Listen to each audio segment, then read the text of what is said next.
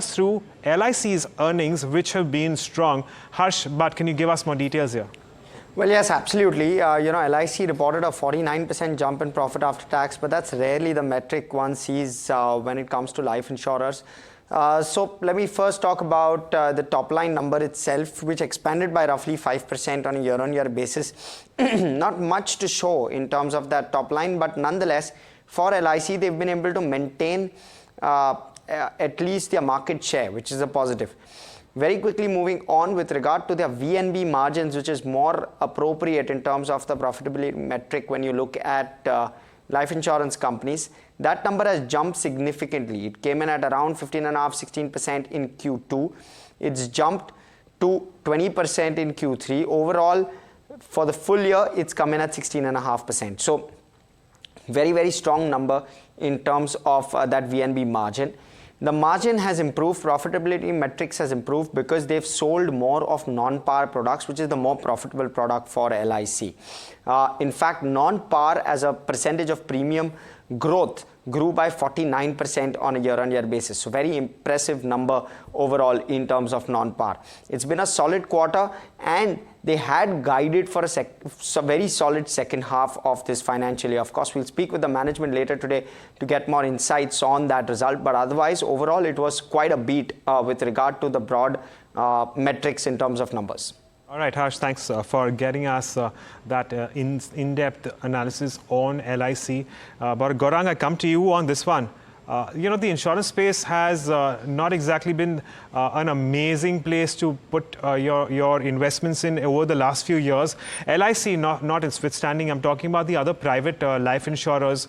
They haven't given the best of returns. How have you placed on LIC specifically, perhaps vis-a-vis the private players? Thank you, Agam, for having me on the show, and good afternoon to all of you all. So, as a disclosure, during the IPO, which was at 900 plus levels, we had come out with a IPO note to subscribe from a long-term point of view. And it's been a pretty long-driven process in terms of patience for all the investors of LIC who invested in the IPO to see these kind of levels, because this is the first time in the last couple of days that the share has managed to come up and float above the IPO price. It was languishing for a long period of time below the IPO price, and it has tested your patience. We remain positive. On the fundamental side, we have a standalone buy report on LIC, as well as the other private players, SBI Life, HDFC Life, and ICICI Pru Life.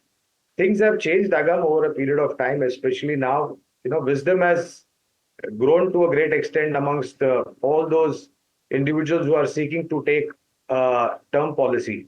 I don't consider unit-linked insurance policy as a policy because it is not a very well justified product. But term insurance, I think people have not only started to take insurance policy, but get a higher sum assured. By the virtue of that, your outgoes in terms of premiums is higher, and that translates into new insurance premiums for life insurance companies.